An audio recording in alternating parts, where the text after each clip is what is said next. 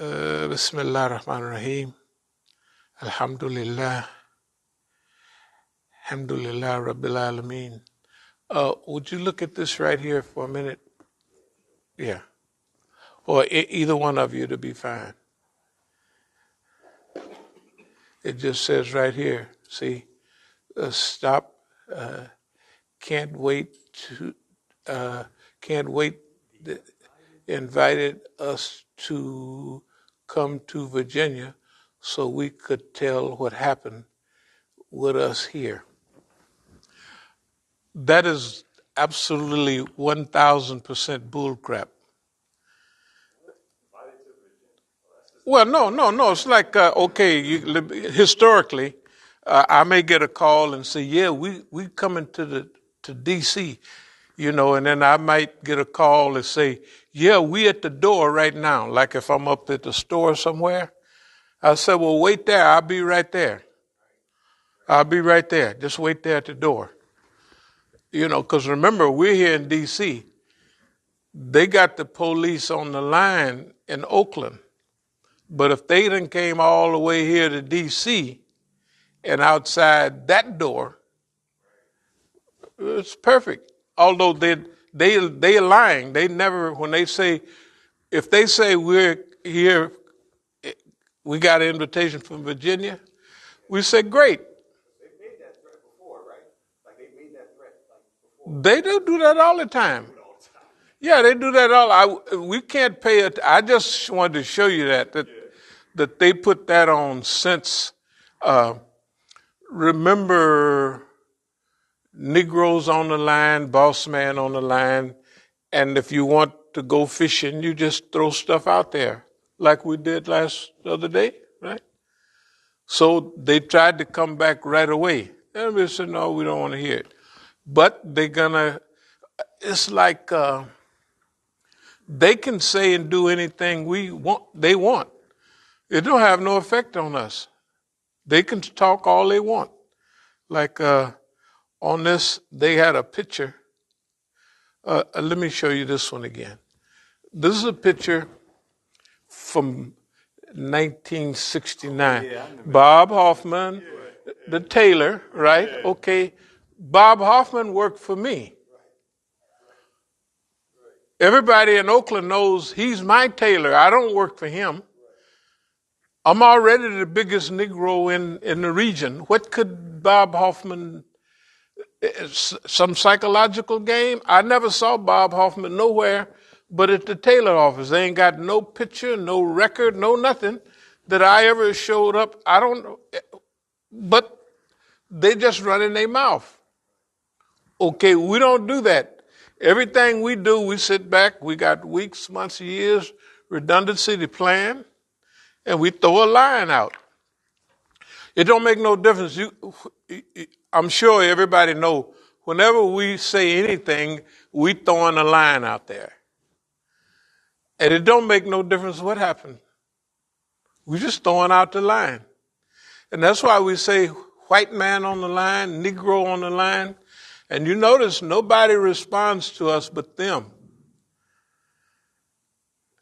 Abdul Malik them. Now, Halle Berry responded a couple of years ago. The lady, she used to look like Halle Berry. They say that she's picked up weight. It doesn't make any difference.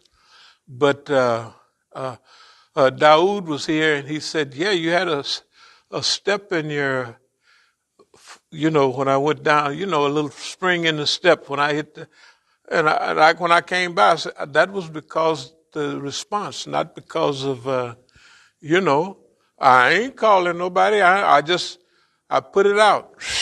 And then she answered right away. I'm sorry I didn't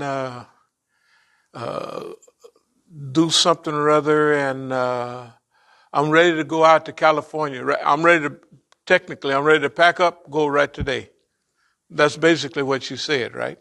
If you remember. I remember, yeah. Yeah, that's basically what she said. I'm ready to go right now, and I apologize for not. Okay, I was just trying to help her because I didn't know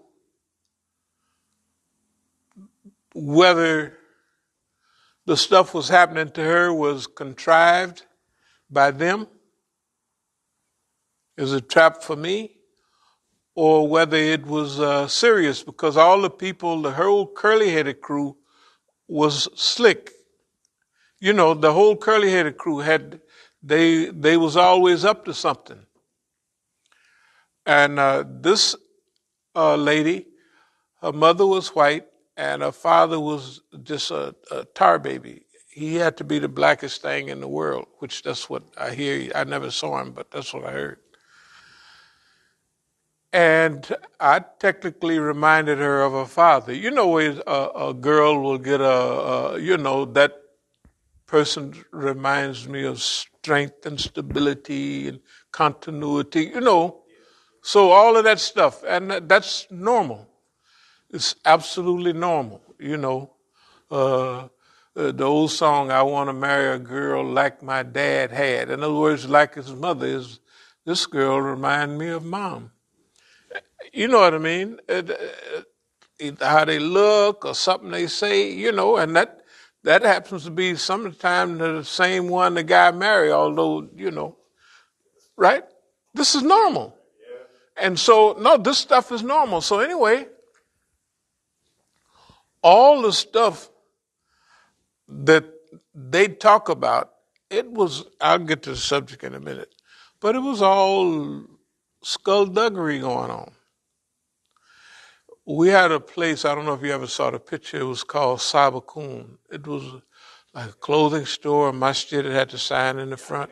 It was nice. It was a big masjid back there.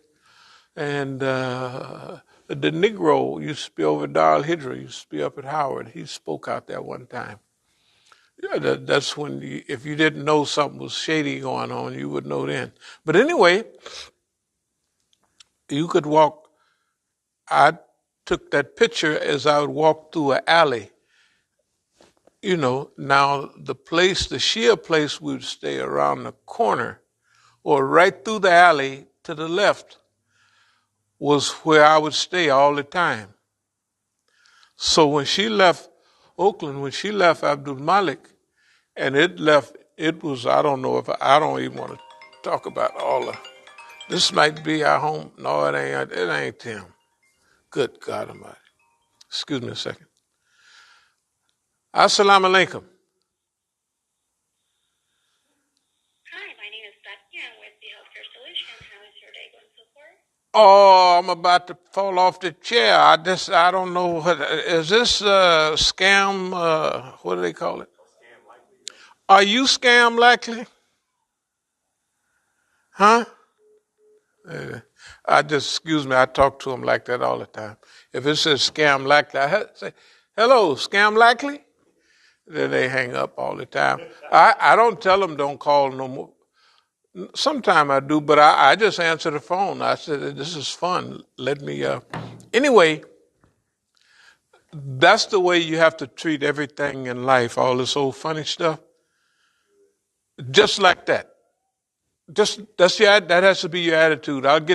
That's what the Barnum and Bailey, that's what I get to in a minute.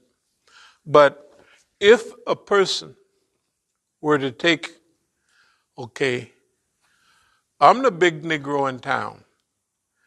I hired Bob Hoffman. That's from a picture in the paper he's taking with me to help his clothing, to help his thing.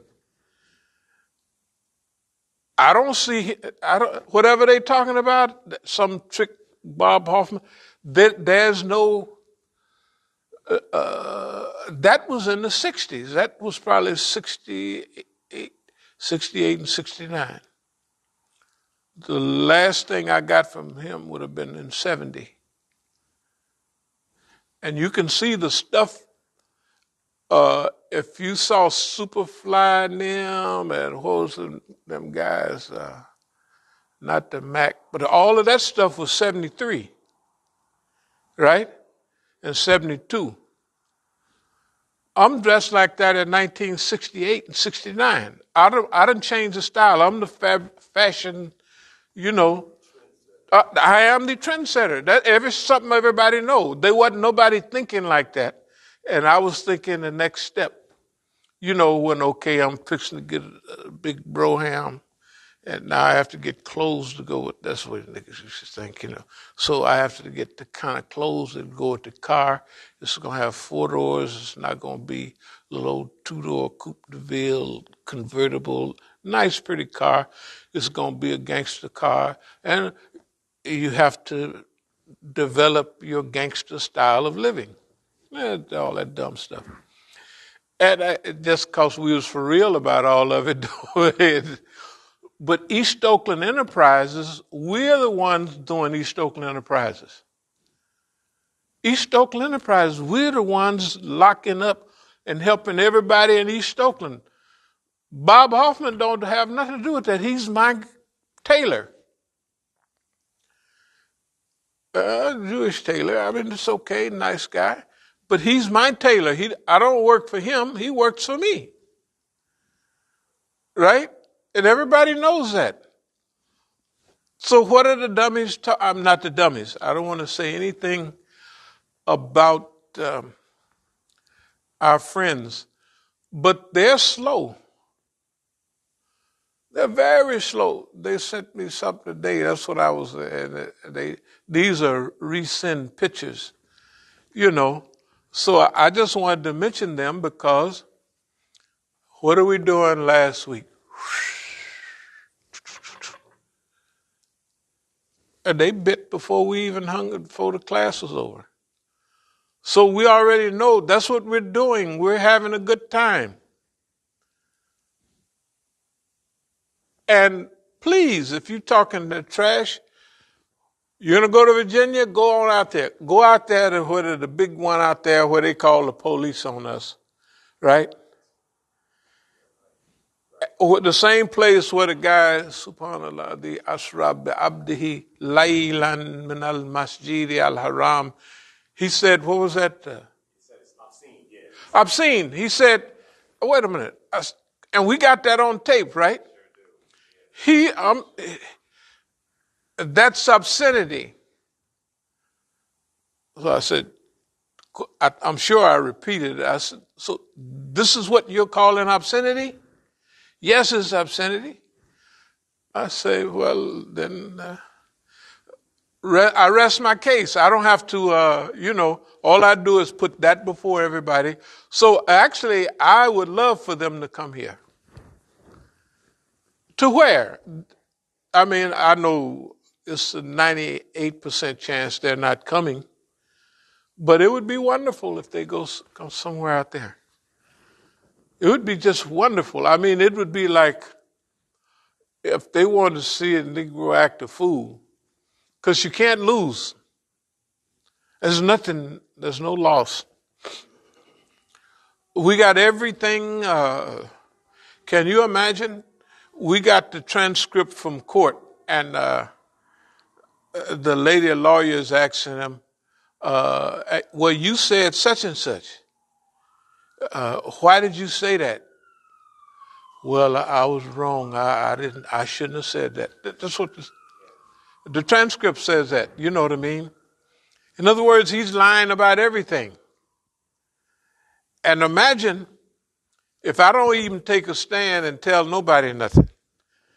And the jury just hear the way the white folks see. They didn't want me to take this. Because, see, I would bring in all of this other stuff.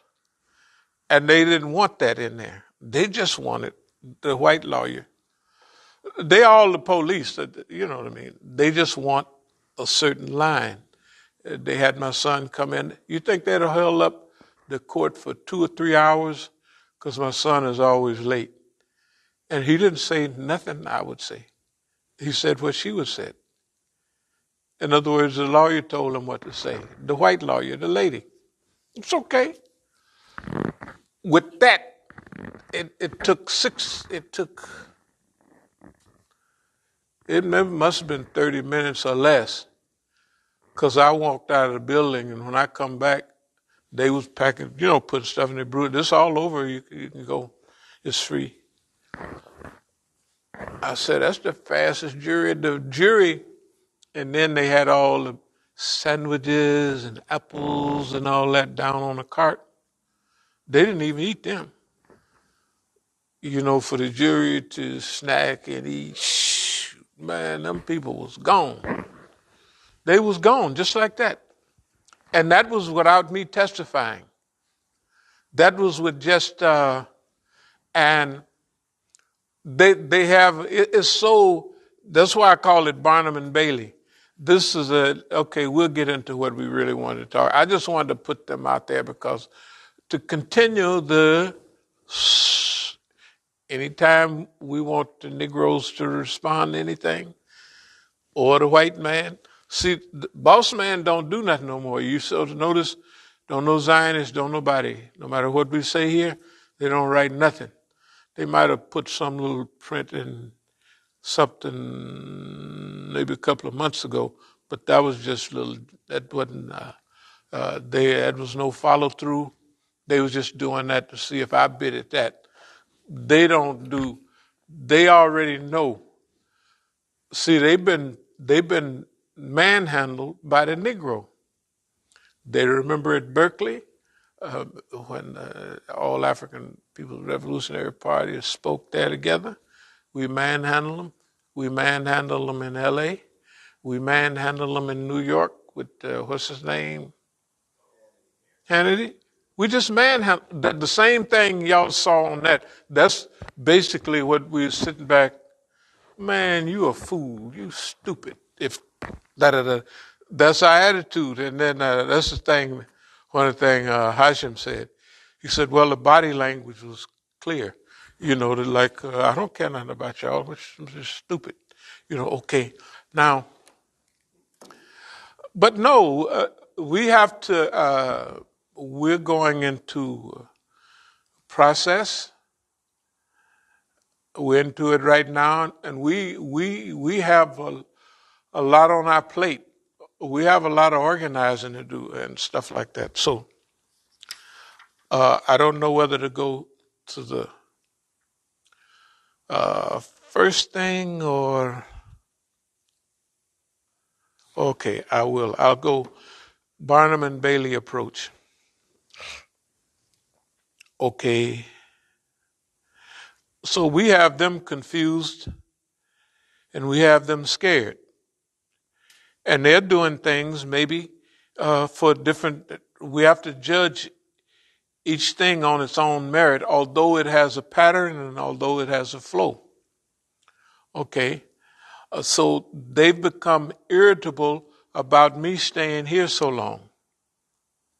So they want me to run out there. I mean, they can't sit still. They're pulling their hair out. Whatever they have arranged, they have arranged things. And they want me to be back there. And I'm telling them, what you have arranged, I thank you for the gift and just handing me a gift to win. But I'm not coming back hardly. Or when I come back, our relationship, you have to, it's not the wrong word, submit or cooperate. No. They have to cooperate with us. Because we're looking at the whole world, right? And this world needs help. It needs help bad. And there's nobody that's working on this like this but us. I'm looking for everybody listening. I listen to the radio. I listen to tape, CD. I'm listening to everything. I'm reading different stuff, trying to bump into somebody that's on the same wavelength.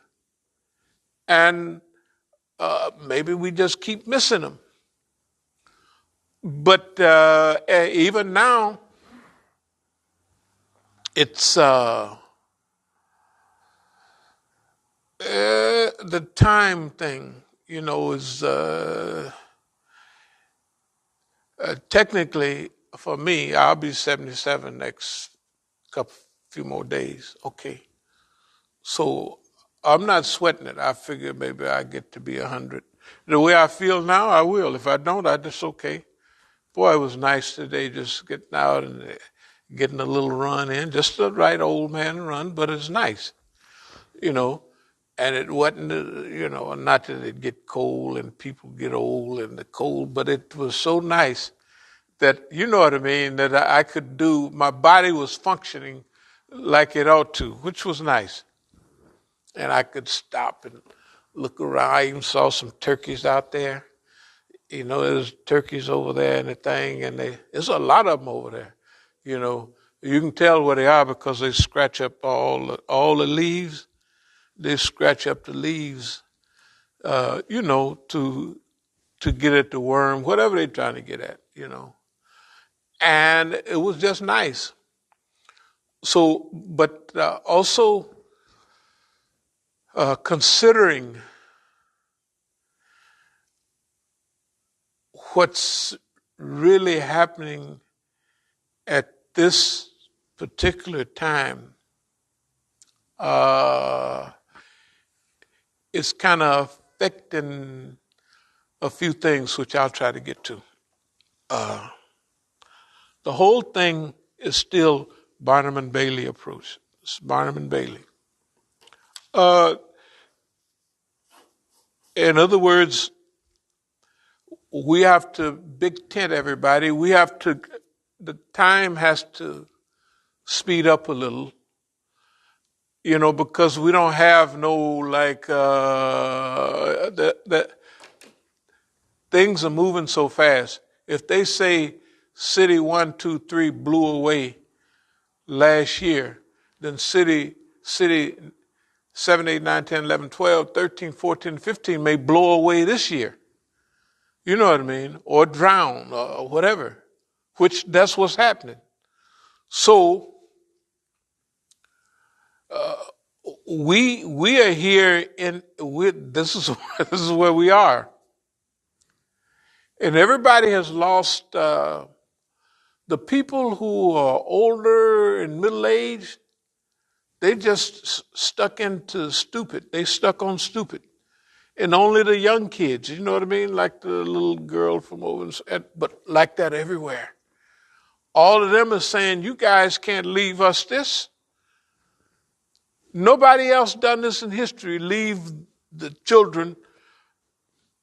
You're going to be, if you go to college, you're going to be in so much debt, it'll take you all your life to get out of it at the present rate. If you don't go to college, you can't get no job unless you do get smart and do work in plumbing and stuff like that and make $1 billion, off the dummies that went to college. Not the dummies that went to college, that's not the right thing to say. No, but I mean, because, anyway, it's a long story. No, because they look down on the people doing the work, and the people doing the work is quadrupling the price on them, and they turn a little screw. And like I tell my family, I said that they, okay, forget it. I ain't paying for nothing. You want a new, that's all that stuff. There's a whole new bathroom, all that. You pay for it, you can have it. I'm not paying for it. Number one, I don't have no money anymore. And I'm not paying for that. And the guy comes and tells them, and I'm trying to bargain with the guy on the first night they come by. And the people is talking down. No, we'll just pay them. I said, you're going to pay a Latino without bargaining, that's where they come from, you bargain. Like the guy that fixed flats right up there on the corner, the African guy. When I go up there and he fixes something, I just bargain with him and then I give him what he asks for. Because after he goes along with it's only $2 or $3, you're going to bargain about. And we just talk, we laugh about it. I said, here you go. And so I give him a tip. I said, it's just a custom, right? We do this back home. If I paid you what you asked for without talking about it and without bargaining, you would think I was crazy. You would think I was an American. Which in American, they have a price on it. Bring it up. Nobody else does that. But they do here. Yeah, they do that. They just, It's a whole, you supposed to say, hey, man, oh, man, what's that, $10? $10, oh my goodness. And then you're just talking all day about anything. It don't make no difference. The point is, that's too much. And you said it was too much because you know that if I was dumb enough to pay that, then it's okay. And if I talk you down $2, you should have charged me $6, and we just meeting in the middle. It's just $8. So what? But $10 is ridiculous, and only an American. Oh, how much did that mean? Oh, that's $10. Oh, here you go, right? And people, they do that. They do it with it. Nobody stops and say. Anyway, so They say this generation is going to be the first generation where the children do worse than the parents. Yeah, no, I think the generation that's here now is already that. Yeah, they already see everybody did better. I don't want to talk about how bad, but America is like this is the saddest thing. And then they said that the inflation is up for rents 40%. That's what they just said today. Did anybody hear that? 40, what are they talking about? How can that be? Good God Almighty. And then, not to change the subject, but what's the oil prices now? $91 or $90 a barrel? That's what oil prices, $90 a barrel. So that's why you see that the gas going up, up, up. In California, it's $6 a gallon. 5 something even. It's always $1 higher than here. But there's parts of California where it's $6 per gallon. Good. $6? Of course. Yeah, well, $5 a barrel is, look, in California, you don't jump around if it's $5 a barrel. I mean, a gallon. You don't jump around if it's $5 and that's where they pumping it from. I don't know. It's a lot of the stuff going on. The refineries is right there and everything. You go pump it right out. They got oil wells in L.A., in the city of Los Angeles. In yards. I used to drive by. You can drive right down. There's oil well pumping oil right there in California. Right down. And they've been there. You go down this curve. Oh, there's oil well. There's oil well in L.A. right now. They got the tar pits in L.A., where the tigers used to get caught in the tar. If you go downtown L.A. now, there's a place. This is a tar pit. Yeah, right now in L.A. Huh? No, oil wells? Yeah, right in the city of Los Angeles. Yeah, all the cities you see, all the movies. Shoot, they got oil wells. And they ain't got no one or two. They got plenty of oil wells inside the city of L.A. You drive by them, there's an oil well right there. Yeah. And you paying $200 a gallon. I mean, it's only $5 or something like that. But $5 a gallon is no big deal in L.A. right now. I would estimate maybe you could the price of gasoline in L.A. Yeah, yeah. Okay, but anyway, let me get back to. Yeah, it is $5 a gallon. 5, how much? $5.26. 26. Is that regular? Yeah, that's regular. Yeah, that's regular. Well, that means that's $6 for premium. Yeah, $6 for premium. Yeah, almost. Oh, so I wasn't wrong. I wasn't off no more than 20, 30. Whatever I was off don't make no difference. Regular, 80. Actually, no. And actually, I see one now. Actually, $6 $7 a gallon for premium product. They getting the gas from out. What is wrong with the people? That's where they got refineries in L.A. And they get the oil. There's the oil. It goes from right there to right there, and they charging you double the prices over here. And they got to bring it. There ain't no oil around here at all. They got to bring it from something that's going on. It's crazy. But what that is what's happening for America. I want to say this for a minute. This is from several years ago, and it could have been further back. But our approach right now is serialization. Like starting this week, maybe no later than next week. Some of the programs we have here will be serialized. It's a historical process, bring in adventure, comedy, documentary, infrastructure, state of the Ummah, but that's what we, now the Barnum and Bailey approach. Let me try to, so we will, well, Brother Tufel and I used to talk about it, adventure, the adventures of Imam Musa, that stuff like that. You know, like a serial, like you go out. Yeah. So we're going to serialize, but professionalize our talks. And the first one, we'll call it by the name something we'll have Imam Musa dodges the dragon or anything. Yeah, what the heck? The vibrating hand. No, vibrating hand.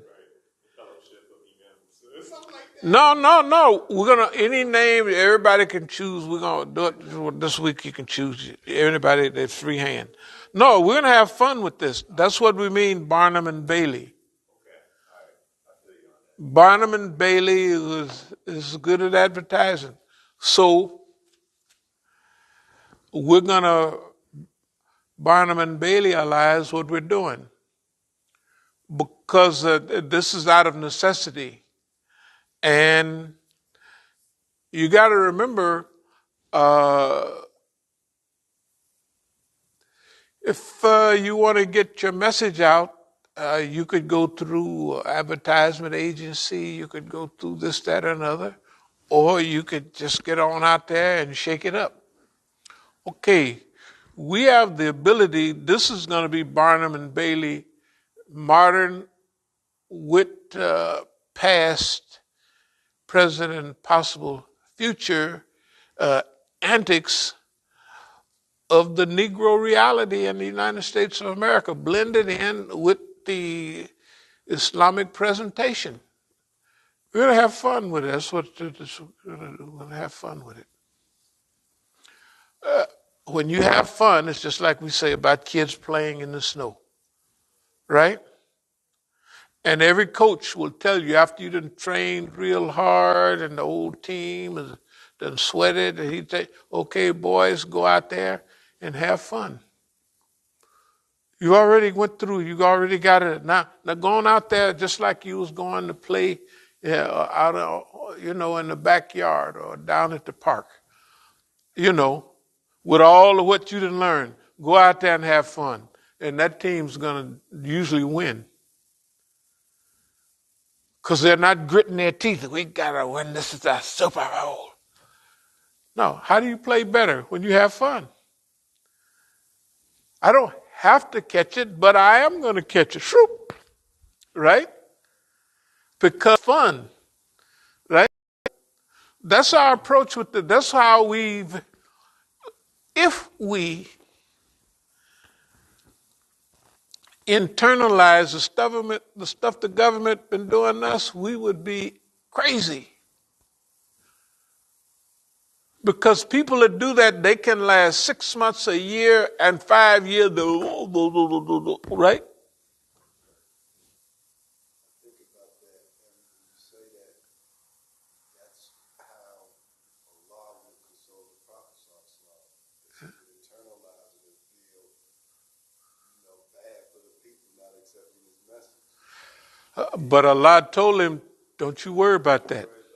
Your job is to preach openly and clearly. It's my job. I'm al-Hasib. I'll call them to account.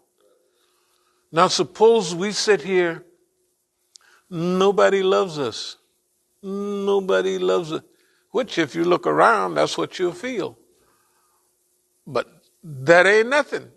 What did Allah give you that rolls off your back easy? And you think, let's see. Well, I used to crack jokes, try to keep everybody laughing, all that, which I did. Because everybody would be doing hard time. I wish I had pictures of somebody stole them when I was in forestry camp. Everybody's all mean and looking. I'm just laughing and smiling. The white folks stole those from my package, pictures. They stole them or misplaced them where I can't find them. And not only that, they misplaced when I would put them on that thing and take pictures of them, and they come out on the paper like, those disappeared too. Because it shows a frame of mind. Everybody on the picture is all frowned up, and I'm just laughing like, and that shows the attitude.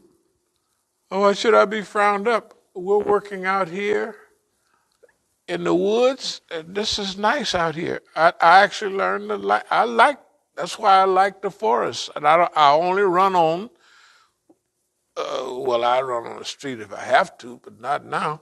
Forested trails, wooded trails. I mean, it's wonderful. And then just imagine you're out in the forest, in the foothills.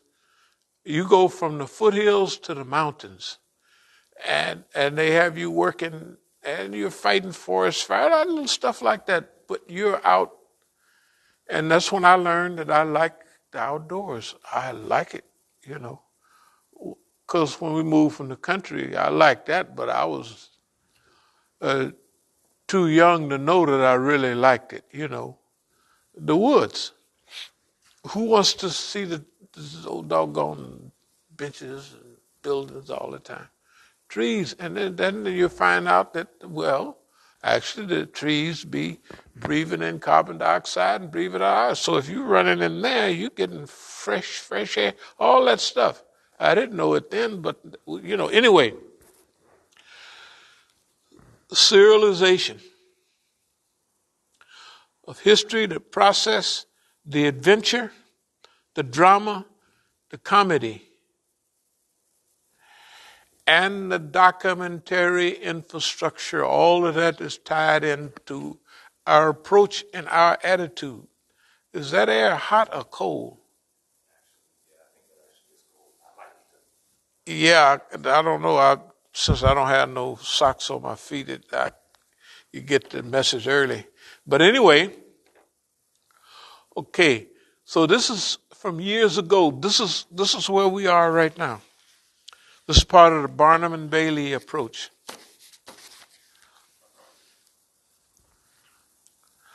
But all of it has to do with what we set out from the very beginning.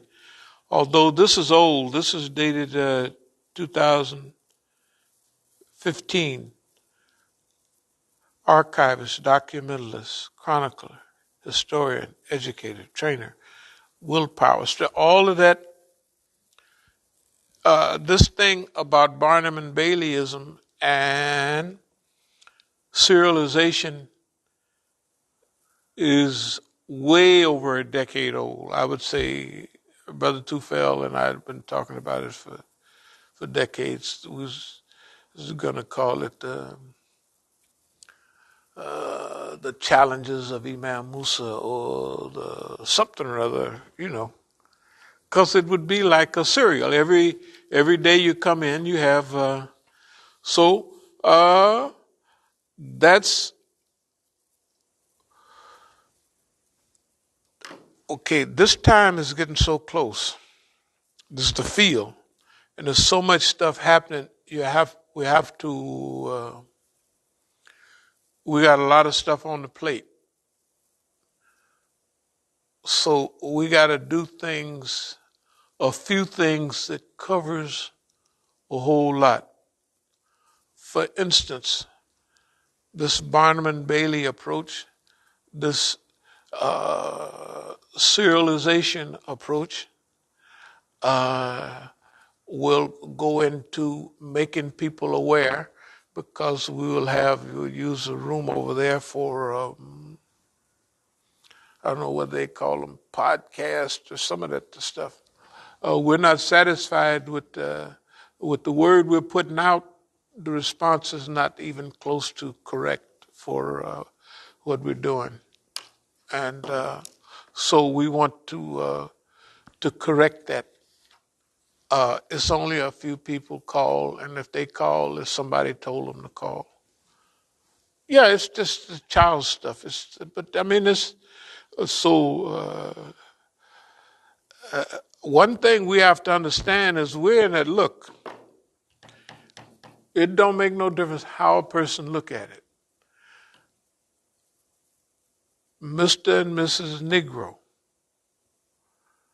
is in charge of their personal and family's future, right? You can't trust, especially if you got little ones, you can't trust the white man. I'll just be frank. Cannot trust the white man and them clowns that they got. You can't trust Sharpton. You can't trust nothing that you see, right? To take your family to a safe place. You can't trust Shell Oil to help clean up the air, right? You can't trust them with your money. They're going to put everybody broke. And they are on the verge of exactly like everything you've read in history. Nero fiddled while Rome burned, that attitude. It's Nero fiddled right today. All this stuff going on, and they just fiddling around. Oh, well, what about Russia? What about this? And they, right? That stuff don't mean nothing. You ain't using up our time. If Russia's so bad, we'll jump on them, which they're not going to do, of course. They used to scare us to death talking about atomic bombs. They'd put in all the newspaper, if a bomb drops here, a 5 megaton bomb will have a 5 miles, 10 megaton, 100, and it'll burn and it'll do this within certain. And you sit up there scared to death. I ain't going for that. You so bad, send one over then, sucker. Yeah, whatever it is, it ain't gonna hurt for about less than 10 seconds, right? You're gonna be and you burnt and gone. That's it, finished. Right? Now we'll maybe go to heaven and they go somewhere else, but other than that, right? You so bad talking that mess, well, come on over, send something over here. I'm not gonna spend any of my time, waste any time. I hope you guys make peace. Don't make no peace, sucker. Yeah, you so bad, jump on them then. You don't like China, jump on them. See what happens.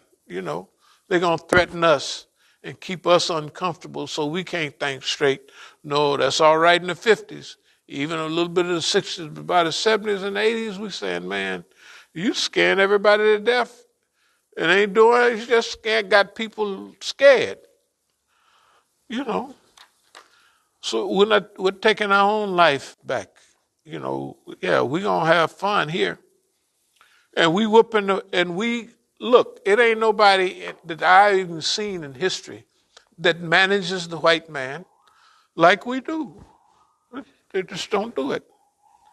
They don't have the time in. They didn't last that long. You know what I mean? Nothing, not even close. And the skill, they try to make it look like you don't know what you're doing. Bull crap. I know what we're doing, and I know the effect we having too.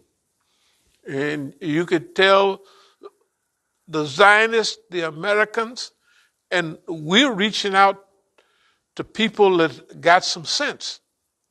Because there's some people in the FBI, we've been saying it for 30 years, that know something is wrong. And as long as they've been there, they know just what's wrong. Right? Okay? Instead of having a whistleblower here every now and then, they're going to have to come out of the closet. You know, where sisters, the other people used to be, they used to call it in the closet, you know. They got to come out. This is too big. Hey, man, the world, this is too big, man. The fish can't breathe, nothing. You got to get out. You got to, your kids, your grandkids, not mine. I know you don't care nothing about mine, but you should care about yours. You're going to leave it up to them bums? To Bezos and Wazos and all them bums? And they got so much money it don't make no difference what you do. They going to take a big check home all the time. If don't nobody have no money, they'll print some. And they'll get all of that what they print. And you can sit at home and order. People so silly now, you can see people used to go to the store. They don't go to the store. At my house down there, I don't get nothing, but everybody else gets everything. Every day. I said, well, how could you want something every day? For what? And it don't be nothing. The stuff is falling out of the rooms. And the people come by and they got stuff sticking out of the mailbox, laying on the ground every day.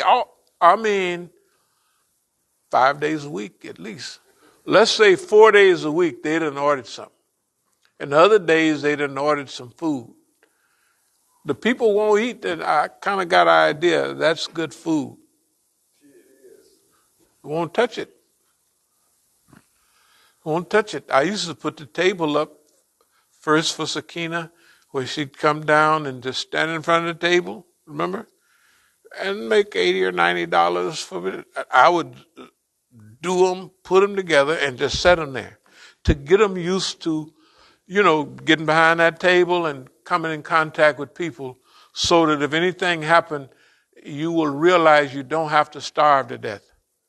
That's all I was doing with them. And the same thing with Fatima. And she'd make us herself $90 a week. She wouldn't do nothing. I just wanted them to come and stand there. Pretty soon somebody done told them, don't even go and stand there and get $90 a week for standing there. I run them all off, all the movies, some of the stuff is still down there. They're preparing themselves to starve to death or to be, the people that's teaching them are teaching them how to be a good slave. How not to be free. This is how you don't be, and then pay anything, and then that's okay. No problema. There's no problem. But in the old days, the people would prepare, I sent a message to my father once when I was in South America. And I sent a nice young lady, which he said, that's a pretty nice young lady there. He says, that's that New Orleans, that Creole. I said, yes. And she told my father what I told her. I said, he was running, just a gambling place down there on East 14th. And when she used to handle all my business, up here. That's why the Negroes didn't like it, because, she was handling all the, I was one of them, the employment was, I would have her watching all the white girls. If I sent a plane load of white girls back strapped all up, well, she would be the manager. She would be there, with them. to make sure they didn't, once you touch ground and ain't nobody to snatch you up, you might say, I have a whole kilo of pure cocaine and it's worth so much money. Maybe I'll disappear. Something like that. So she used to, but so she used to, and the Negroes got mad because they didn't want that. They, what do they call it? Macho niggas didn't want to pay no attention. Excuse the expression. Uh, no bitch. Picking up stuff. I said she's doing my business. I can't come inside the U.S. So she's picking up things and putting it where I want. So anyway, to give my father a little something. He liked when you give him money, because he had money of his own. But he didn't let no money go. If he had money, boy, look at here. He never. He was old type, but I learned everything I learned on that stuff from him. And my family didn't like him. That's how I learned about people. My whole family would connive to get money from him. Everybody, brothers, sisters, except my second oldest brother, he did, and my oldest brother. But everybody else, sisters, they would connive with my dear mother, which is my dear mother. She's nice. But they would connive to get money out of him. And my father would tell me, he said, yeah, I just test your mom every now and then. So he'd count his money all the time. Then he'd throw a $5 bill over there and just see who'd take it. And it would always disappear. I mean, and he wasn't going to put no $20 or $30, $50, $100. He wasn't going to use up that. He just used, and he probably worried the rest of his life about that $5 that he got away. But anyway, I had the girl go by. Everybody called them Creoles. They used to call them Creoles. You know, that New Orleans mixture. And, so I just sent a message. I said, you just tell my father basically stuff that grown men don't say. I like you and I really appreciate. Who's gonna sit down and do stuff like that? Well, we didn't, but every now and then you'd make a slip up and say, just tell him that. If you say it, it's okay. I'm not saying it. Dad, I just respect you which is true. Because that's where I got the game from my family, watching them. If I could survive that, shoot, a little kid, I'd fill up my drawer with silver dollars, and they would be gone. And I'm the youngest in the family. I said, dog, that's kind of cold. Yeah, I'm the youngest, and I'm saying, oh, man, that's cold-blooded. And of course, who got them, it ain't, but anyway, so I learned about the game before I even left the house. And anybody else was paying attention would know it too. But anyway, and they collaborate to get the money. And if you don't leave them something, they'll never forget that. Anyway, so serialization. That's what we're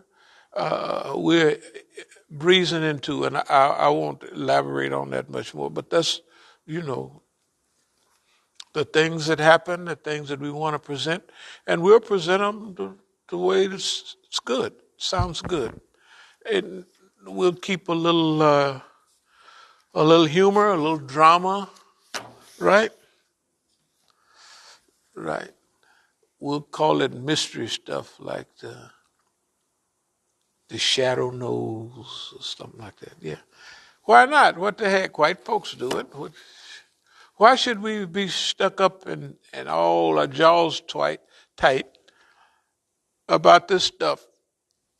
And we're dealing with, I won't call people names like dummies.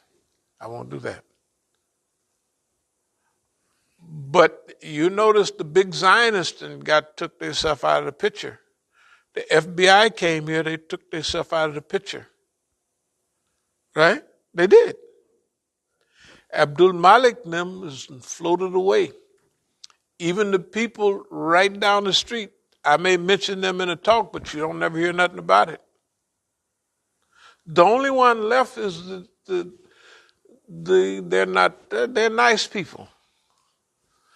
And believe it or not, we're going to help them. They need help. They actually need help. Because if you can throw a line out and start reeling and you slow down a little bit, then whoop, there they go. You have to teach them, look, just like, I don't know if y'all ever heard a story that is the old fish was telling the little fish. It said, look, if anything ever come down like that, leave it alone, don't bite it. Because there's a monster up there. He has 32 teeth. He has a pot, which you don't know what a pot is, but it's boiling oil. And he don't ever see no boiling oil. This is nice, cool water down here. You know, this is a nice environment. Don't bite that hook. If you do, this is a big monster.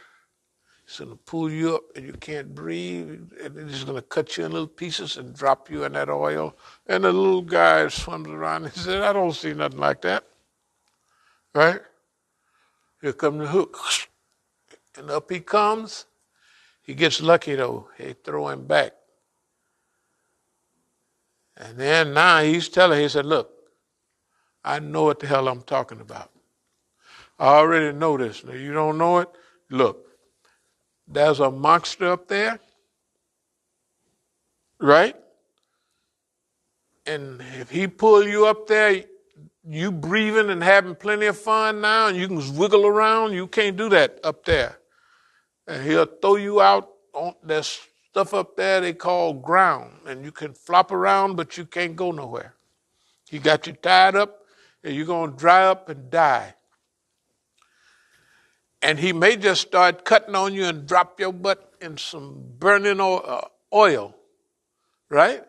Which is, of course, true. That's what they do. Fishermen, he got his oil right there. If he, to eat, he cleaned his fish right there and pop them in that oil. He said, this is fun. This is nature, right? That's the same thing that we're telling everybody. Look, I already know the game. Boss man is who he is. It ain't nothing he can do about it. You don't need to know more information on him. He's living up to his title. Right? He's doing that. And he don't care. Your sweet children, he don't care nothing about them. Half the time, he don't care nothing about his own. If they don't go along with the program, boss man, the people, the poor little white kids at Kent State, when they were shooting them down, the white kids told us it's 1970. Them long-haired white kids, they're nice folks, and they said, hey, you guys got a lot of work to do, man. And, like you guys, first it was just of us all together. And they was white, of course. Had that long hair, they start clipping it off. You know why? Because they said, Daddy is serious. He don't kill you in Vietnam. He'll kill you, me, right there. That was a shock. You know what I mean? Can you imagine how shocked those white kids was? They said, what? You can see the little girl is leaning down on the boy. What the hell is this? Right? What is they? Huh? Yeah, why they couldn't even, but one thing they knew, Daddy and all his crew is serious. They'll take us out with them niggas, and then they got the Negroes with heroin and stuff, but they got their white kids with acid and crank, methadone.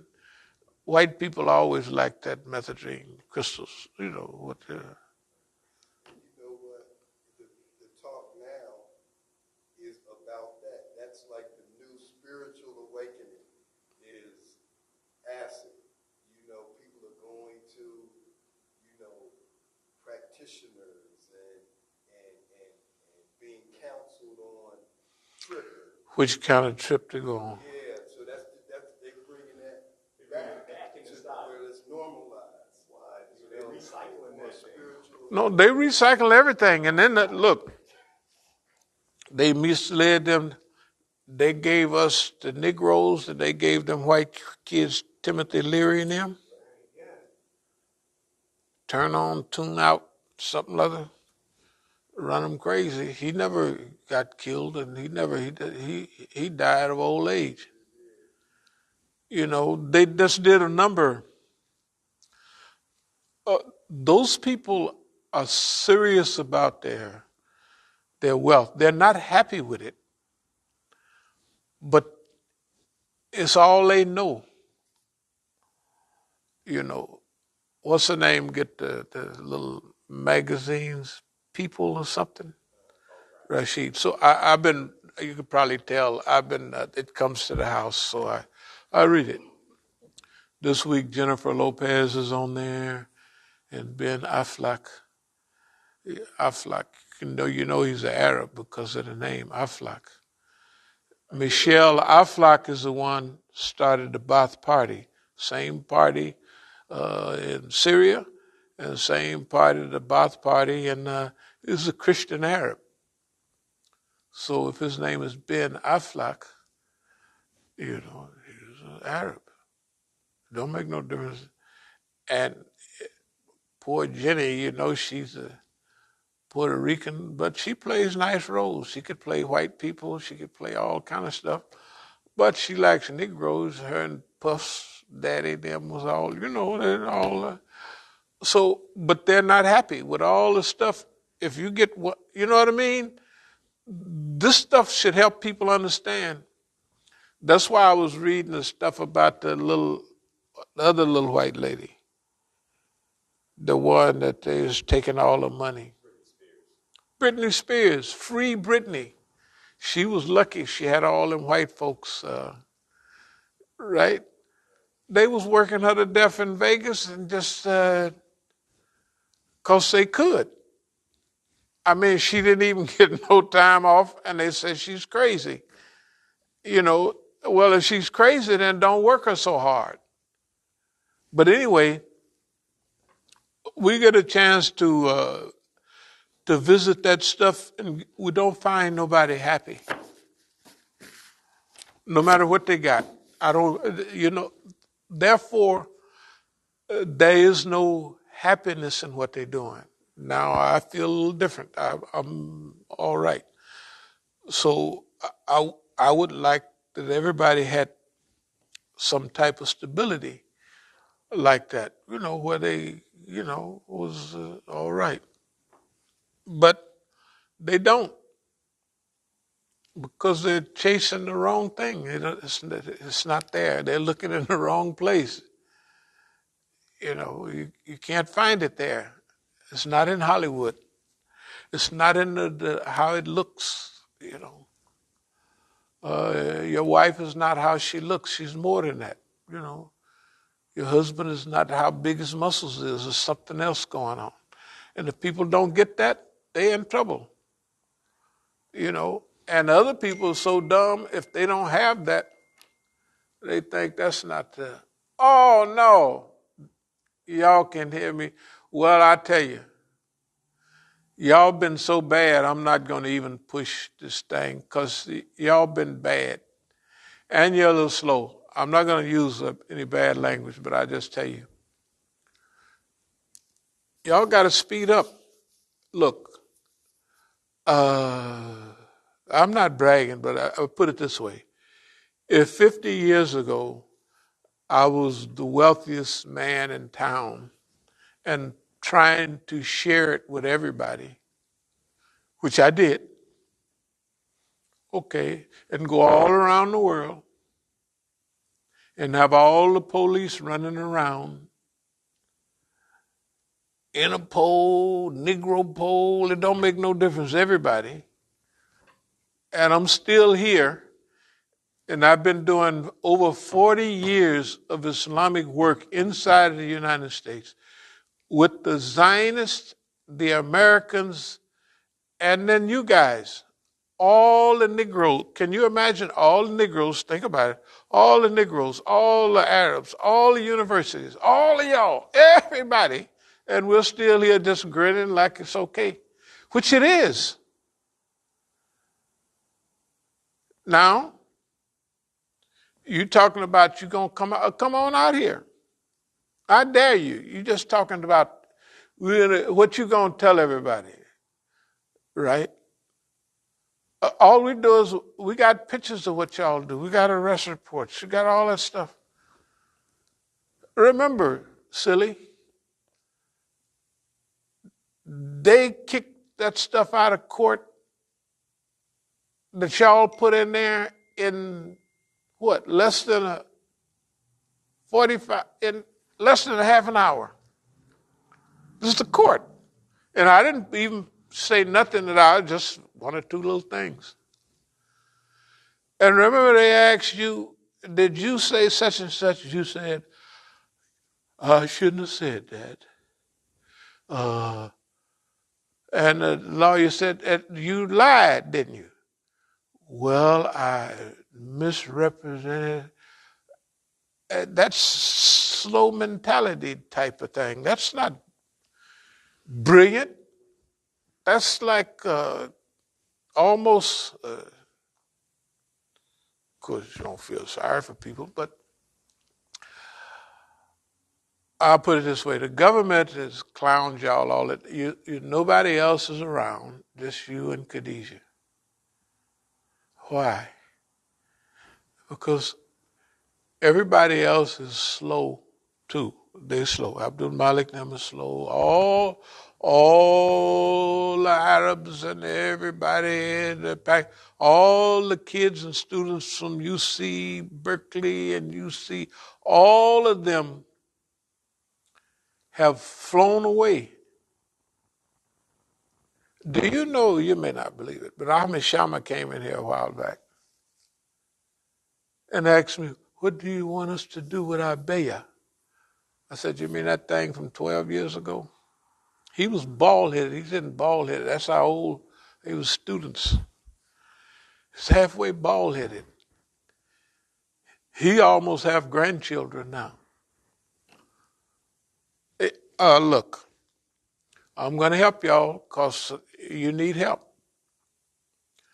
But you got to just stop letting me throw something out and reel it in and you bite it without even thinking. After all of these years, after all this stuff I done talked about and I do it, this, that, and other, and and you're still ringing me up.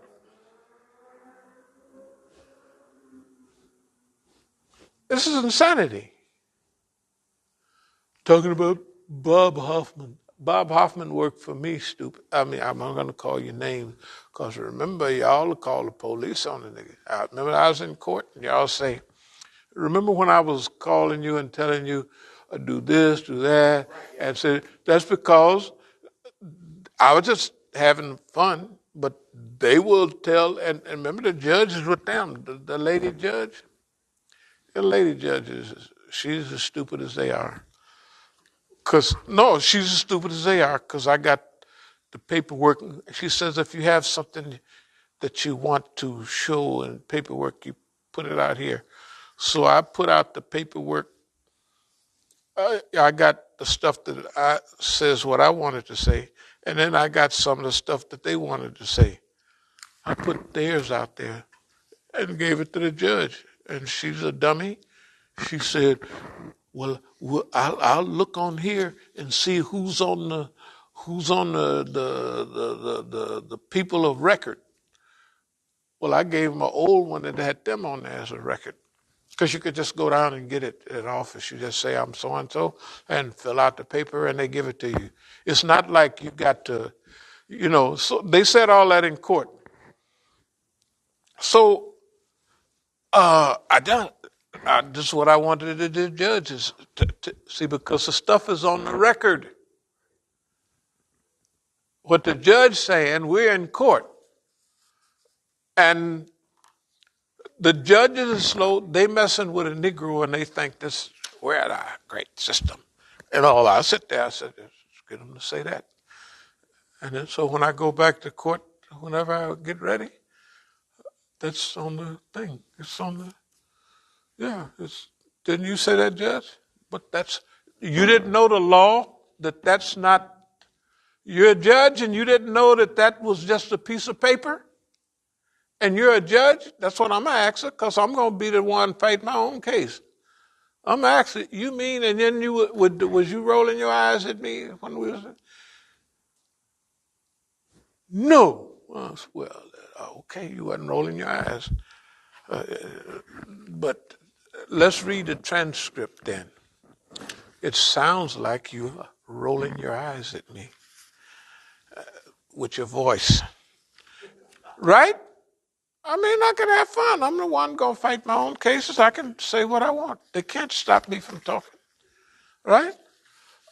Just like I'm acting here, you wait till I get to get all of them in court.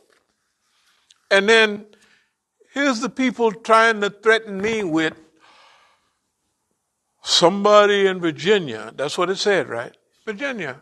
Who? In Virginia. Maybe the guys that said that what I was saying was, what did they say? Obscenity.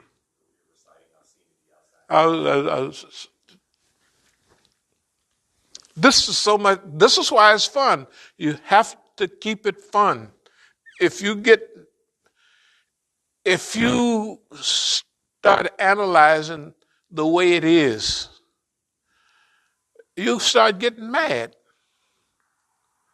And then you'll be tense. And then you'll be wanting to do something to people. But you got to realize, what did God give me? God gave me that I could talk trash and just have a good time. And that's what we do. That's why we're here now with all these gray hairs and been here all this time. And everybody else is dead and gone long time ago or given up. Why ain't nobody around but us? I mean, Sharpton them is here, but I mean, why nobody in the movement is up and around right now? And even Imam Jamil is in prison, right? Nobody else, none of the movements, none of the organizations, nobody that's in those organizations with them. Why? It ain't nothing happening. It's not happening.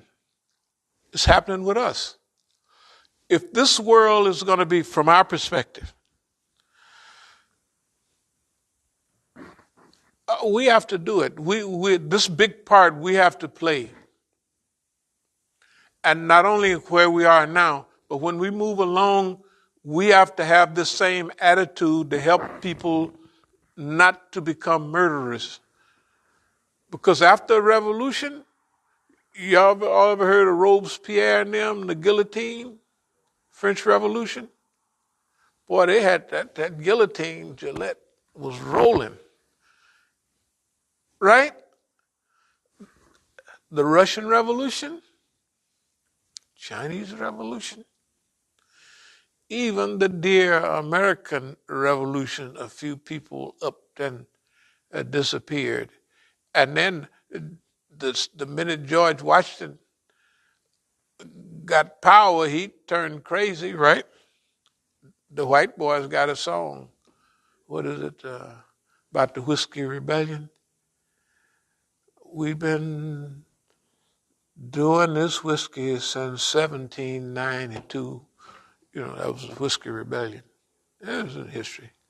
Yeah, yeah. Because the white folks would make whiskey so to have a little extra money, they would mash all the stuff. Anyway,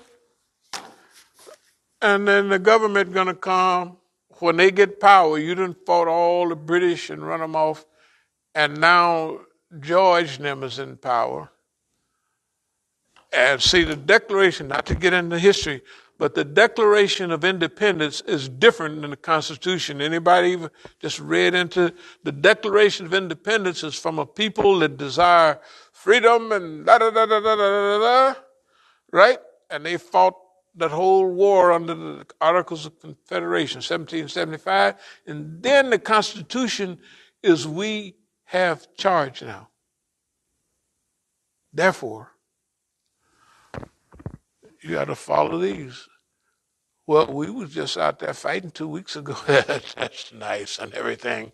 But you got to pay taxes on that whiskey.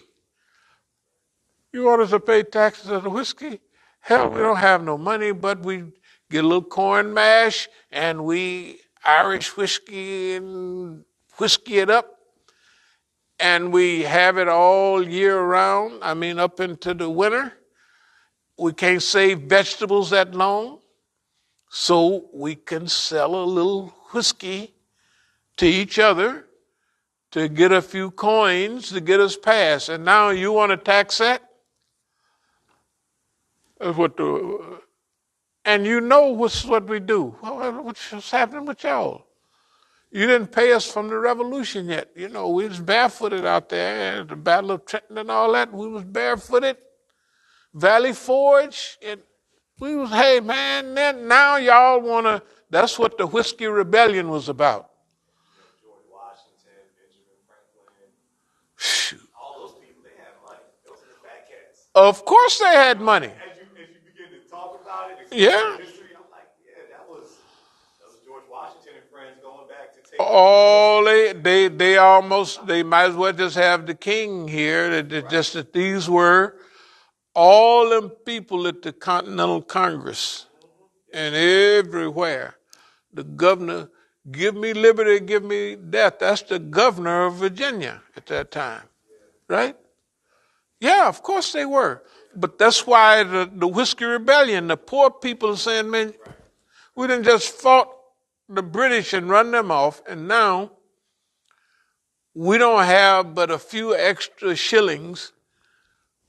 We got this corn, we're going to mash it up and whiskey-wise it, and we can't preserve fruits. They don't last no time. We can put a few potatoes under the thing, but they'll be gone by the spring. But the whiskey, we could hold on to it and we could buy a little bit of what we want. Not that I want to change the subject, but the point is those people from that period, they're still around now. The ones that did it to the people, and we're with the people. No, we're with all of the people. This stuff about we're not going to be just cut off by race or any of that dumb stuff, right? This is for the humanity, yeah. And nobody else is thinking like that. You get, even they may good be black people, they're thinking about their crew. They're just thinking about their crew. And then that won't last long because, see, after they get their throat cut by Negroes in combination with some Euros or what have you, they're going to get confused. And that's why it's a killing, a slaughter. And boss man going to still have money enough to buy people to make them fight each other. We're going to have to really be that. That's what the tests about this so-called beatings and all that was. You have to be ready for that. It's the last test, the last real test. You have tests from now on, but that one is the one, can you do that? Well, that's one that nobody can do hardly. Well, we can do it. Yeah, we do it. And That's why I know we're ready. I mean, I know we're ready. Other people may not. That's their business. Nor do we have the strength or the ability to make nobody do nothing. You know what I mean? Okay. But this time, it has to be, there's so much involved, so much wealth, so much ability to do wrong. All this artificial intelligence floating around, you know what I mean? Where they can levitate stuff in and it'll kill you or do this and they think it's somebody else did it and they happen over there. All that.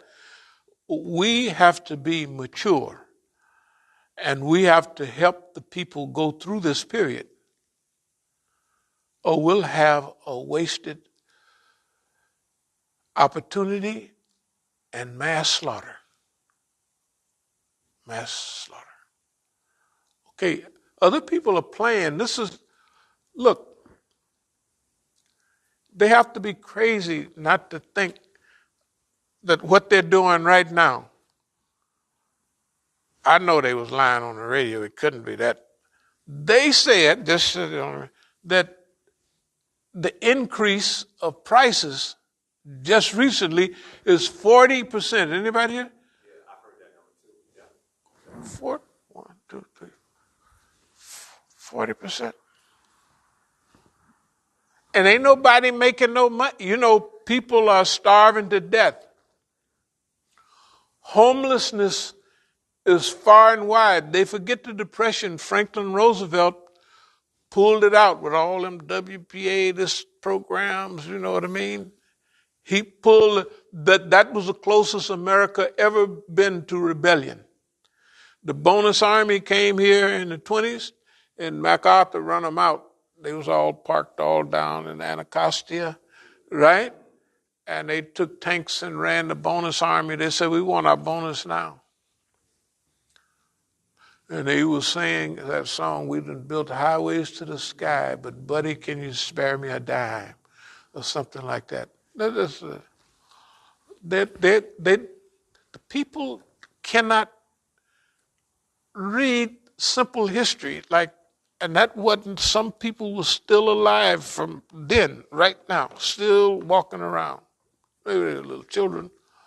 But there's enough research to know that really happened. That really happened. It's not the imagination. And when you put people in a certain situation and make them half crazy, they'll accept anything. That's why the Germans accepted Hitler. Hey, Sieg Heil. Because they stole all it, they put them all in hurt where you ain't got no money, and so Hitler promised them the sky, and he gave it to them for 3 or 4 weeks. And they fought to the last German almost. They made them come all the way. It was a few people, they was Sieg Heil until Hitler burned himself up.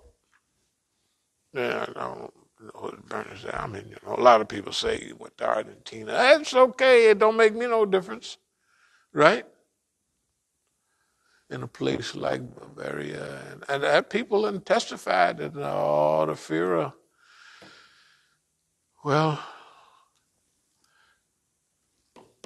it's too much power, it's too much weapons, it's too much foolishness for us to take a chance with boss man, right? Tell the truth. I mean, it's too much of this stuff for us to take a chance with our family and then,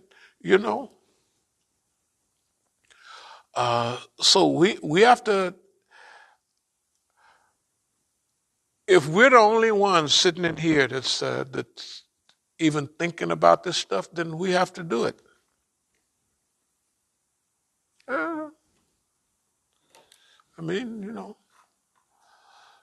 we can coach a few people and get them in and around, but we have to be convinced. We have to be convinced. Is this real? Is this real? Now, what's the alternatives? Let's think about it. I'm just saying, everybody should think, what the hell is the damn alternative? And you got people running around depending on you to make these damn decisions. They're depending on, got kids, they can't hardly walk and talk and laugh. They're dependent on their parents to make the damn decision for them.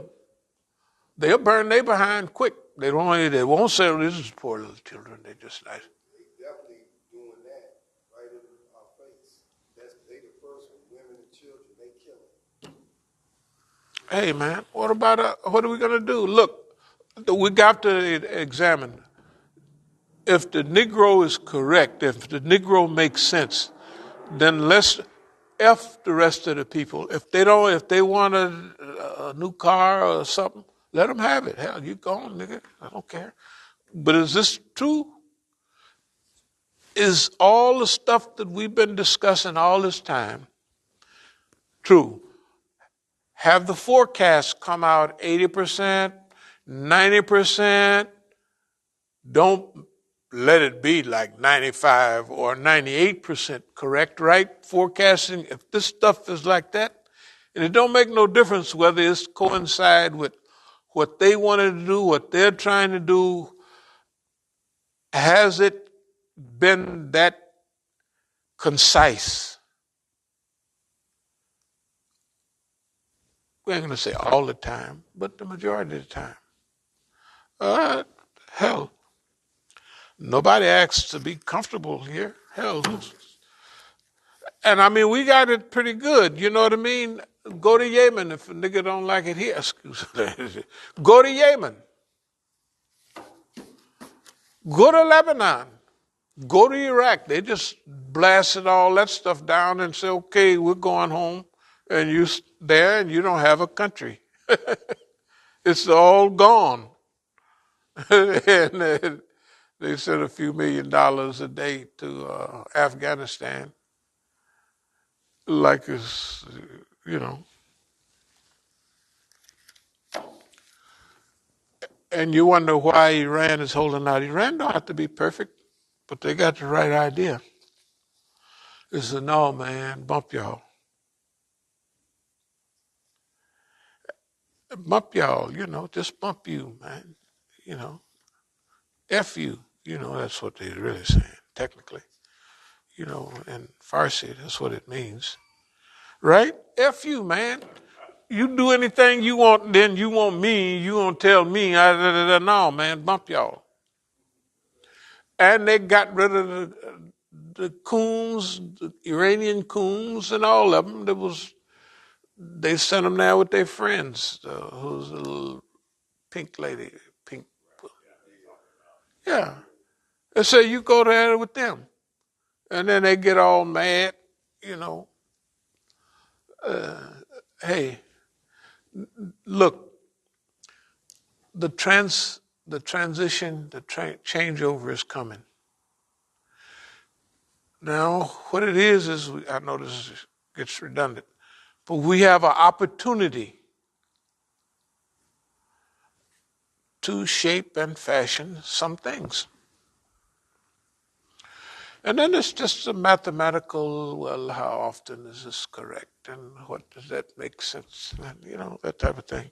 Okay, let me speed up. So we went through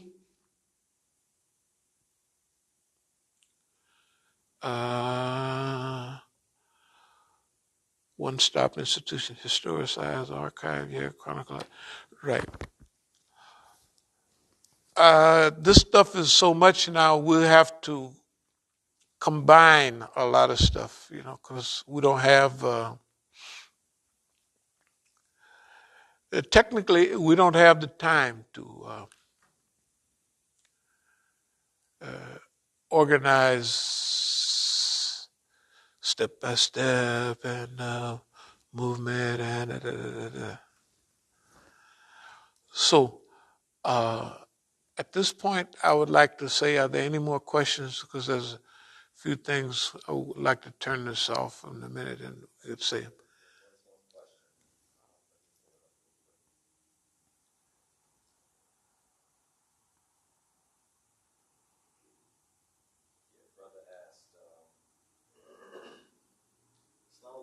Did you notice the attitude of the German chancellor concerning the pipeline between Russia and Germany? I don't think he will go along with boss man cutting the pipeline if the Russians invade Ukraine. What do you think, brother Imam? I think hell is cold in Germany, and the Russians, you're going to sit there and like freeze to death? A lot of y'all never been to Germany, have you? Well, I've been to Germany. Alemania, they call it in Spanish. Es muy frío allá. En el invierno, or what is winter? Yeah, something. It's cold in Germany in the winter. Not as cold as Russia. No, no, no, no, no. But for me and you, people of this color, is chilly. I mean, it's cold. And the U.S. is telling everybody, I don't want you to buy heating oil or nothing else from Russia. Why don't you guys just freeze? Huh? What the heck? And the Germans, they're not even laughing. They're not paying no attention. If you ask me, what do I think about the Germans? The Germans have been tired of boss man for a long time. The Germans and the French, they fought each other 3 times, but finally, in that thing they worked together. And if you see the French guy, whatever his name is, he's running around spinning a bottle and all that stuff. But they're that look, and all that stuff, they're trying to get people's mind off of them being a fool. Look, the oil has gone up to, what is it, 91, let's say $90 a barrel. You know, oil, the highest it's been is getting up to 110, and it ain't got but a few more dollars to go. That's expensive oil. If oil is $90 a barrel, if Iran sells its oil at $80 a barrel, I'm just telling you I was on the plane with the oil minister, and I was saying, how's the oil embargo going? He was just laughing. The way he was sounding was, if you sell it for $5 cheaper, everybody will buy it, $5 cheaper. That means if you sell it for $85 a barrel, they'll have the ships parked outside. $85 a barrel. Not $50, which is okay, right? $85. Have you noticed the embargo on Iran, that they ain't talking about it much? One, the United States is closing their eyes to the stuff. They trade in oil. And ain't nobody saying nothing. And they're sending oil to Venezuela. And now Venezuela is getting their stuff, so they're going to be back on the market too. Not that they... See, when I was down there, Venezuela was the richest country down there. And the best license plates to have would be, a passport would be a Venezuelan passport. Not a Colombian passport, but Venezuelan, maybe Brazilian. Because Venezuela was the richest country down there. All that oil. And it'll be right back. Anyway, so as far as the question, what do we think? Boss man not bites the dust, but is wallowing in the dust. He's in a mirage in the desert, taking the dust and rolling on in it like it's water. Right? Because he's in a mirage. Boss man is going crazy. And everybody knows it. You think the Europeans care anything about what he says? And he's telling them, you guys freeze to death. That's what he's telling the Germans, right? And everybody else over there. You guys freeze to death. You got a pipeline come straight from Russia to there. Cut that off. Tell them to go to hell. Don't mess with them. You think they're doing that? I bet you, I wish you could calculate how much gas is going up there now. No, they're not going to do that. They're not, I'm just saying,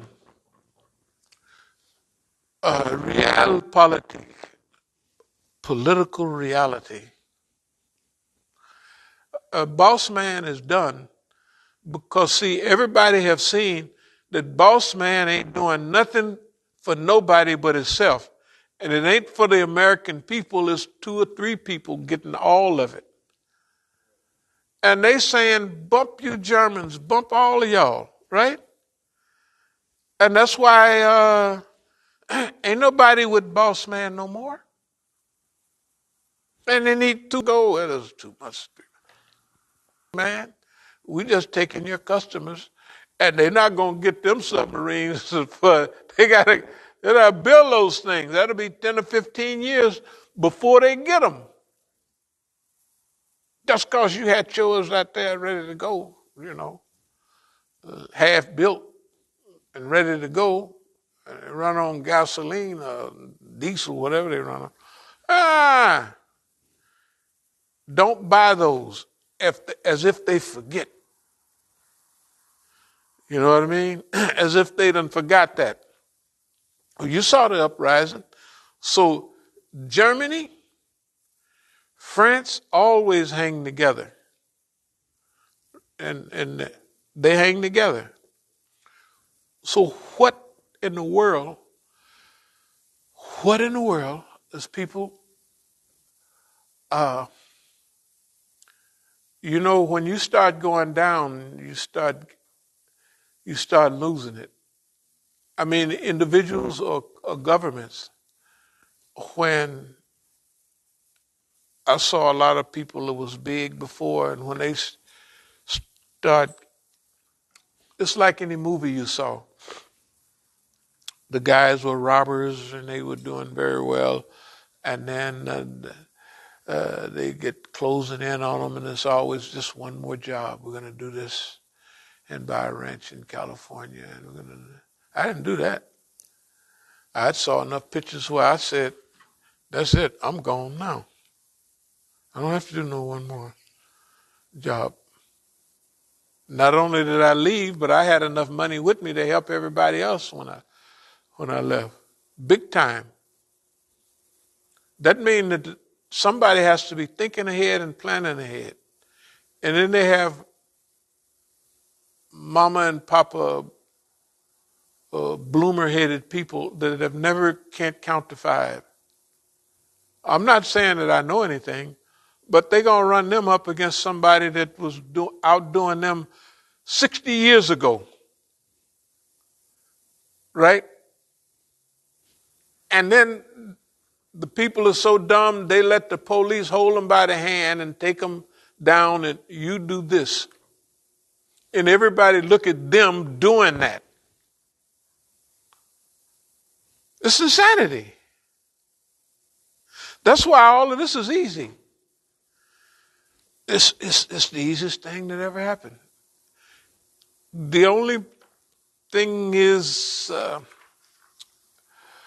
how can we, because now the time, the constraints, it's not personal, because I'm a senior citizen. And, whatever's going on, we squeeze 10 more years out. We're looking for 25. And the way I feel, I might be able to pull it off. But what will be the quality of those years? The quality of life, you wouldn't believe it. You just wouldn't. The stuff that they're showing on TV is worse than that. You wouldn't believe it. California, the land of dreams, right? Dreamland. Hollywood, right? That was then, it's not now.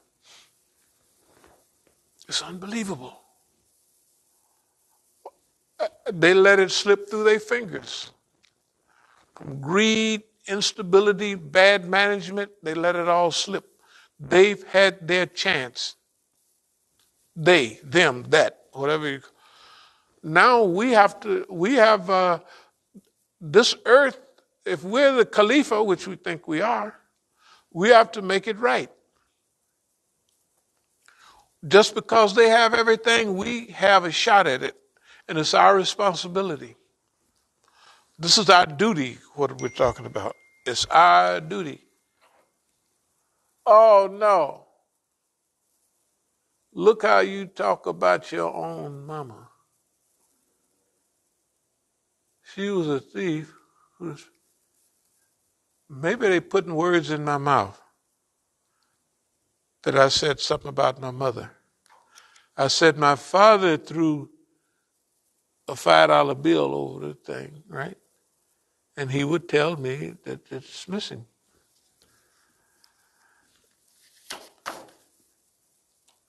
I ain't gonna talk about your mama or nothing, because the lady was nice. Just because that big, y'all left the coffin. The coffin was twice as big as this table. That was your mama, su madre, right? I guess that's who was in it. Y'all left it in our place, and you left it there for us to see.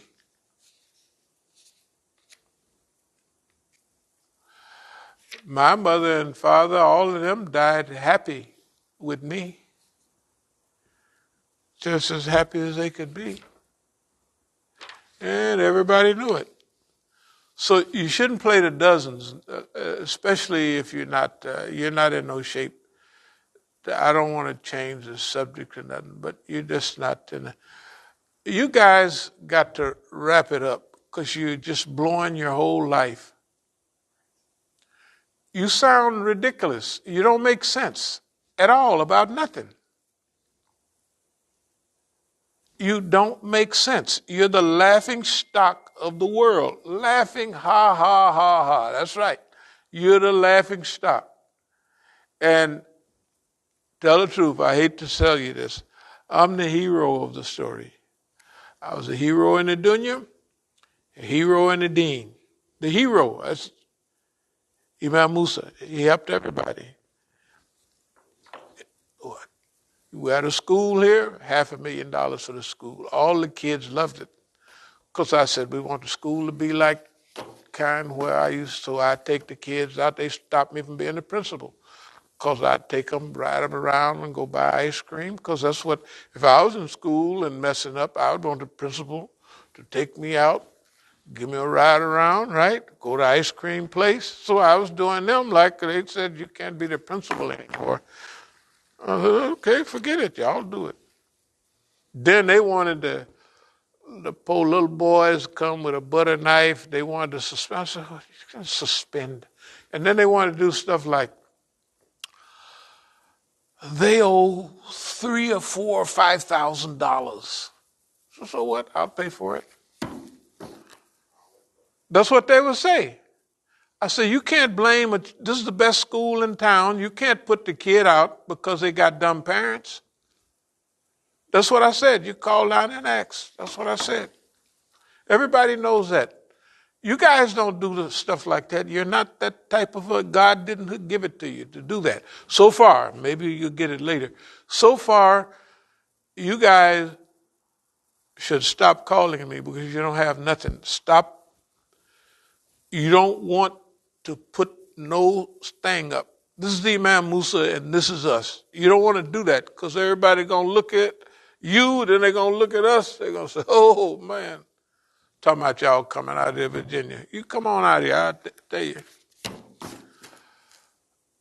There's enough stuff in this thing right here to finish y'all off. But anyway, now back to love and compassion. I like you guys. I just like you. I do. Not to change the subject, but look, I would talk to Mukhtar, but he always, Khadijah's always, talking about Islam. Look, If this had anything to do with Islam, you would be calling me, Brother Mukhtar. You would be talking to me. You don't see Mukhtar on nothing. It's always Big Mama. It's always her. Why are you talking to me? Why isn't your husband got nothing to say? Is the cat got his tongue? But I'll close with this on y'all.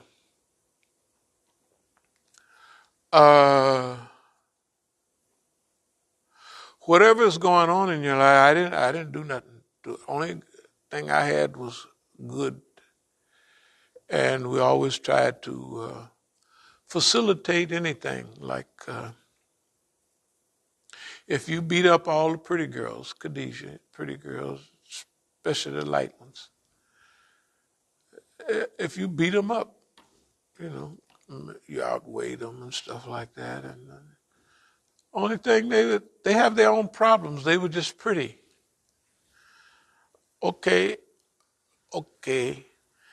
Now, if Abdul Malik want to abuse you and use you, he would know your handicaps. Those type of people always manipulate. They're Al Sharptons. They abuse people. They use. You got a weak point, they use it. And every girl that Abdul Malik wanted beat up, you beat them up.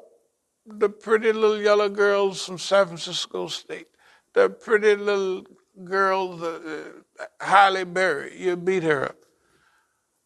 You beat up all the pretty girls. Why would you? Not that you're not pretty. That's not what we're saying. Because see, it's the beauty more comes from inside than do the outside. You got people that don't look the classic beauty, but they're stable and they're good inside. And they look beautiful on the outside, although they don't fit the classical beauties. That are a beautiful personality. Okay, you on this, you struck out. It's not my fault. You struck out. You might be mean-spirited, and you're not going to win any Miss California contest either. It's just not the way they judge it nowadays. Okay. I don't hold that against you, nor am I going to use it against you. But you have to relax. You have to trust that somebody want to do good for you because good is good. You've never had that before. I know. I could imagine how life has been. It hasn't been fun. But it's immaturity.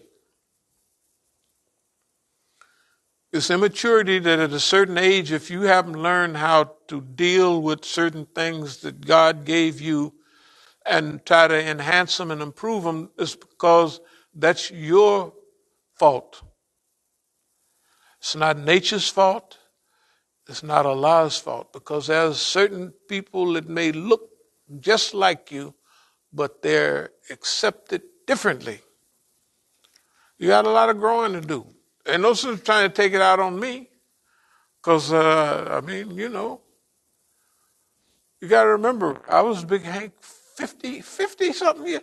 It's actually more. Can you imagine 50 years ago plus everything that y'all thought was nice, I already had it then.